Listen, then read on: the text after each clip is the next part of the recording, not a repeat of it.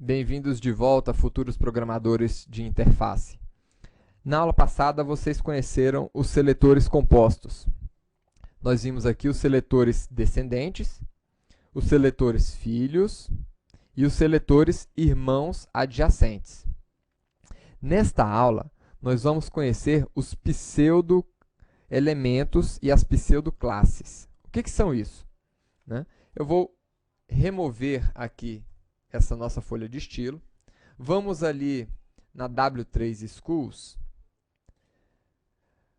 e vamos entrar aqui em CSS. Aqui em CSS, vocês vão ver uma referência aqui às pseudoclasses e aos pseudo-elementos. Tá? O que são essas pseudoclasses e esses pseudo-elementos? Como a gente mostrou aqui nessas duas aulas anteriores, o funcionamento dos seletores, eles baseiam-se na posição dos elementos na árvore do documento. Então, dependendo de onde estiver a tag no nosso documento XHTML, a gente consegue alcançar ele com os seletores que nós vimos aqui até agora. Só que em alguns cenários, a gente simplesmente não consegue alcançar alguns conteúdos desse documento. Tá? Então, para resolver esse tipo de problema, a CSS ela prevê as pseudoclasses e esses pseudoelementos, que eles acabam complementando os seletores com a finalidade aqui de estilizar informações que estão inacessíveis nessa árvore do nosso documento XHTML. E até mesmo em conteúdos que sequer estejam aqui na marcação. Tá? Então, a pseudoclasse, a gente vai ver, ela pode ocupar qualquer posição no seletor, e os pseudoelementos eles devem ser colocados após o último seletor simples. Tudo bem, agora vamos ver aqui o que são essas pseudoclasses, e esses pseudoelementos. Depois vocês podem dar uma navegada aqui na W3 Schools para poder conhecer um pouco mais sobre eles, mas vamos voltar aqui à nossa aula. Vamos analisar esse documento XHTML. Nós temos aí a nossa div, o H1, H2 e o P dentro da nossa div. E o que eu quero fazer é criar um estilo CSS que case com o elemento que seja o primeiro filho do meu elemento div aqui, que é exatamente o H1. Como é que eu vou fazer isso? Vamos lá. Nós temos aqui o nosso elemento div, isso aqui a gente já aprendeu nas outras aulas, e eu quero acessar o elemento P dentro dessa div. Só que eu quero acessar o elemento, aliás, não o elemento P, vamos acessar aqui o elemento H1. Eu quero acessar o elemento H1 dentro da div. Só que eu quero acessar o elemento H1 somente se ele for o primeiro filho da tag H1. Então, para isso, eu tenho essa pseudoclasse firstChild. Vamos colocar aqui, color blue, se for o primeiro elemento H1 da div. E se eu colocar aqui, por exemplo, H2, ele vai alcançar? Não, porque o H2 não é o primeiro elemento dessa div. Vamos agora imaginar um outro código XHTML. Um código para a gente avaliar a situação de links visitados e não visitados. Neste código, nós temos aqui dois links. O link aula04.html, que já foi visitado, e um link xt.html, que ainda não foi visitado. Então, por padrão, o browser marca aqui em roxo o link que já foi visitado e o link que ainda não foi visitado com a cor azul. Nós temos como marcar esses links, o visitado e o não visitado, usando também uma pseudoclasse. Aliás, algumas pseudoclasses. Por exemplo, a pseudoclasse link e a pseudoclasse visited ajudam a gente a aplicar estilos nesses links. Por exemplo, se eu quiser aplicar um estilo diferente no link que ainda não foi visitado, nós poderíamos vir aqui e informar o seguinte: na tag A, que ainda não tenha sido visitada, então link, eu quero colocar aqui a cor vermelha.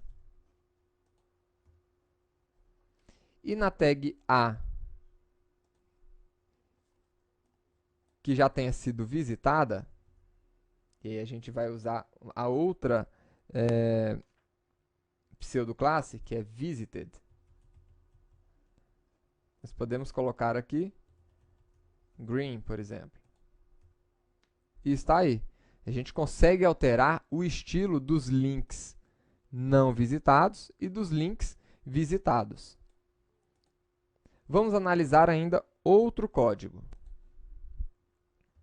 Então, vamos analisar esse código onde nós temos uma label e um input text, renderizando aqui para a gente, né, a label e o campo texto aqui para a gente. Né? Nós temos aqui algumas pseudoclasses dinâmicas na CSS. Né? Por que dinâmicas? Porque o agente de usuário, né, ele vai mudar o comportamento de renderização em resposta a uma ação do usuário. Então, o meu browser ele vai mudar o estilo dependendo de uma ação que eu fizer aqui. Por exemplo, eu posso clicar em cima de um elemento, posso dar um foco nele, posso passar o mouse por cima. Então, é isso que a gente chama de pseudoclasses dinâmicas. Então, vamos mostrar um exemplo aqui, onde nós vamos criar, por exemplo, né, um estilo para a tag input, né, e vai ser aplicado para o input do tipo text. Olha, isso aqui vocês já aprenderam, lá em tipo de seletores. Aqui nós poderíamos já criar o nosso estilo. Então, eu poderia colocar aqui, por exemplo, background, né, color,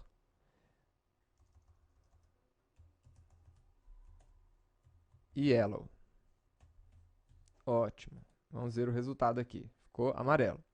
Agora, eu só quero que ele fique amarelo quando eu tiver com foco nesse elemento. Né? Então, como é que eu faço isso? Vamos usar a pseudoclasse focus.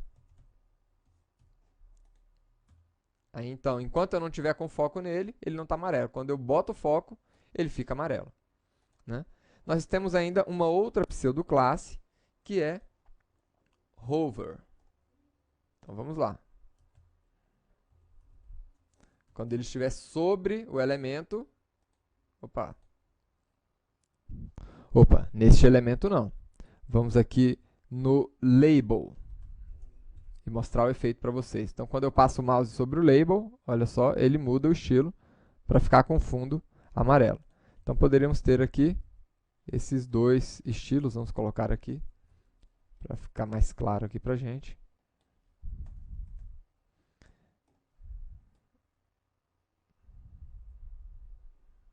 Então, quando estiver com foco, isso, e aqui está o resultado. Quando eu clico aqui, fica amarelo. Quando eu passo o mouse por cima do label, ele muda o estilo para a gente. E eu poderia colocar ainda de outra forma. Imagine que eu estivesse ativando a label, por exemplo, ou estivesse ativando um link. Vamos voltar aqui, colocar um link aqui para a gente.